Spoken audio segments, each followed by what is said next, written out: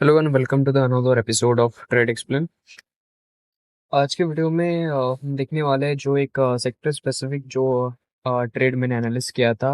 वो था Nifty metal index में। तो निफ्टी मेटल इंडेक्स में यहाँ पे एक सॉर्ट ऑफ एक ट्रेंड लाइन का एक स्ट्रक्चर बन रहा था, दिख रहा होगा आपको यहाँ पे। मैं इसको थोड़ा सा यहाँ पे, हाँ, बस देखो, एक ट्रेंड लाइन थी जो रेजिस्ट कर रही थी प्राइस को हमेशा। ठीक है, आप देख रहे हो यहाँ पे ट्रेंड लाइन रेजिस्ट कर रही थी हमेशा प्राइस को। यहाँ पे एक ब्रेकआउट आया था। ओके, ब्रेकआउट के बाद जो यहाँ पे रिटेस्ट आया था इस लेवल का, वो आया था ये इलेक्शन के जो दिन का जो रिजल्ट था, ये उस कैंडल का एक लो था। ठीक है, जो मैंने सेक्टर एनालिसिस के ऊपर मैंने डिटेल वीडियो अपलोड किया था 26 मिनट के आसपास का, उसमें भी मैंने निफ्टी मेटल की बात की थी कि निफ्टी मेटल हो सकता है यहाँ तक ना आए। ठीक है, अगर हम यहाँ पे थोड़ा सा और स्पेसिफिक होके, अगर हम यहाँ पे फिबोनाची रिट्रेसमेंट का अगर हम लोग यहाँ पे टूल अगर लगाए इस लो को लेके और इस हाई को अगर हम लोग मार्क करें, तो आप देखो ये गोल्डन रेशियो ऑफ फिबोनाची पे ये रुका था। ठीक है, उस दिन मार्केट में सेलिंग है, लेकिन इस रेशियो के नीचे क्लोज नहीं दिया था। ठीक है, इस रेशियो को नीचे अगर क्लोज दे देता उस दिन, तो हमारे लिए जो फिर सबसे इम्पोर्टेंट जो हमारे लिए लेवल बन जाता वो ये वाला लेवल बन जाता। ये ठीक है, ये लेवल हमारे लिए इम्पोर्टेंट बन जाता। तो यहाँ पे किस तरीके से ट्रेड प्लान किया, देखो ये जो एक ट्रेंड लाइन थी।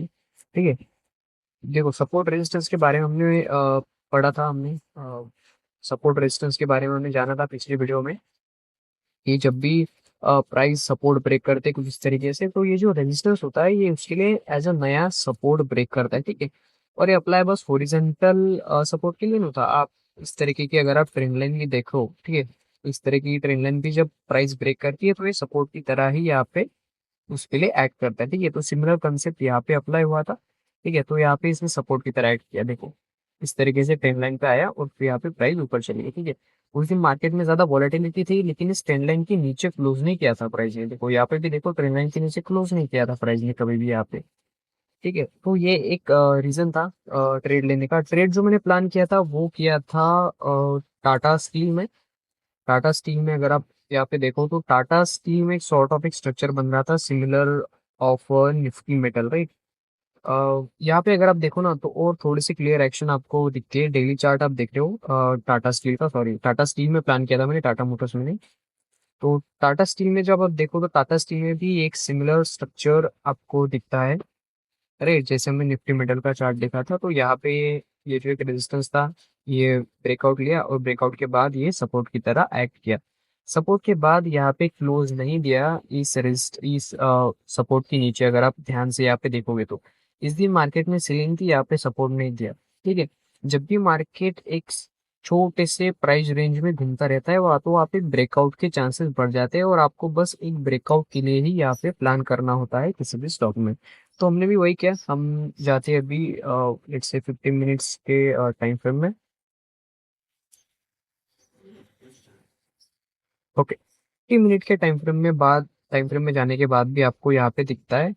ठीक है, एक स्ट्रक्चर यहाँ पे बन रहा था। ठीक है, देखो मार्केट में जब भी सेलिंग होती है, या फिर आप टाटा स्टील का भी हम लोग अगर चार्ट यहाँ पे देखें, तो हमें ये दिखता है जब भी टाटा स्टील में जब यहाँ पे कैंडल बनी है, तो बहुत बड़ी बड़ी रेड कैंडल बनी है। आप देखो यहाँ पे, ये आप यहाँ पे देखो बहुत बड़ी बड़ी रेड कैंडल बनी है। ठीक है, आप ये कैंडल देखो, आप ये भी कैंडल देखो।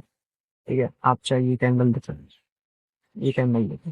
लेकिन जब भी बाइंग आई है मार्केट में, तो वो थोड़ी सी स्लो बाइंग आई है। ठीक है, मार्केट अगर इतनी नीचे आके भी अगर अपने सपोर्ट के आसपास अगर यहाँ पे कंसोलिडेट कर रहा है, तो देखो मार्केट ना कभी भी सेलर्स को इनवाइट नहीं करता सेल करने के लिए, फिर सेलर्स एक्यूमुलेट होके एक जगह पे सेल नहीं करते कभी भी। वो काम होता है बायर्स का। अगर प्राइस एक जगह पे रुक रही है, तो वहां पे बायर्स इंटरेस्टेड होते हैं। अगर 2 दिन 3 दिन अगर प्राइस सेम जगह पे अगर रुक रही है, तो बायर्स एक्यूमुलेट वहां पे होते हैं। ठीक है, एक जो सबसे बड़ा कंफ्लुएंस यहाँ पे मुझे टाटा स्टील में दिखा था, वो ये था कि देखो यहाँ पे क्लोज हुआ था करीब 160 के आसपास, और जो एक गैप डाउन ओपन हुआ, तो ये 158.5 के आसपास यहाँ पे गैप डाउन ओपन हुआ। अभी क्योंकि ये स्टॉक छोटा है, तो हम इसका परसेंटेज वाइज अगर हम लोग कैलकुलेट करें कि कितने परसेंट, लगभग 1% के करीब गैप डाउन ओपन हुआ था। 1% गैप डाउन ओपन होने के बाद ये सिमिलर उसी रेंज में ट्रेड करता रहा। ठीक है, अगर ये बेरिश होता, तो यहाँ से कंटिन्यू एक थोड़ा सा एक पुल बैक आता और वहां से सेलिंग कंटिन्यू होती, और ये जो सपोर्ट की हम लोग यहाँ पे बात कर रहे थे डेली चार्ट में।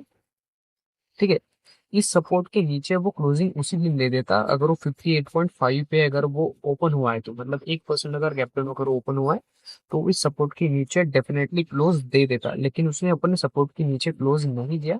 वही हमें बताता है कि मार्केट यहाँ पे एक ट्रैप क्रिएट कर रहा है सेलर्स के लिए। ठीक है, अभी मैंने इस पे कितना प्रॉफिट किया है उसका स्क्रीनशॉट मैं यहाँ पे लगा दूंगा, मेरी एंट्री प्राइस क्या थी वो सब मैं यहाँ पे आपको लगा दूंगा क्या था। ठीक है, दूसरा जो मैंने ट्रेड लिया था वो लिया था अपने मूविंग एवरेज स्ट्रेटेजी के ऊपर, और वो ट्रेड था मेरा आईटीसी में। आईटीसी में मैंने एक सपोर्ट और रेजिस्टेंस के ऊपर मैंने एक वीडियो बनाए, master support resistance like pro, तो आप जाके देख लेना, उसका लिंक मैं दे दूंगा आई बटन में।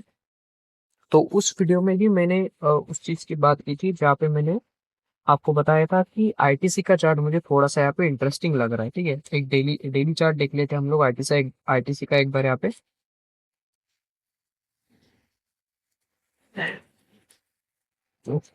डेली चार्ट में भी मैंने आपको बताया था कि जब तक ये रेजिस्टेंस नहीं या ये ब्रेक नहीं करता, उस वीडियो में भी मैंने आपको बताया था, तब तक ये हमारे लिए इंटैक्ट रहेगा। ओके, तो जब मैंने यहाँ पे प्लान किया आईटीसी को, सेकंड, आईटीसी में जब मैंने प्लान किया यहाँ पे तो मैंने सिमिलर सॉर्ट ऑफ पैटर्न मैंने देखा था मूविंग एवरेज का, कन्फ्लुएंस का, यहाँ पे जो हमारा सेटअप था उसका मैं लिंक दे दूंगा आई पैटर्न में, और मैंने कितना प्रॉफिट किया इसमें उसका भी मैं एक लिंक दे दूंगा, आप वो जाके चेकआउट।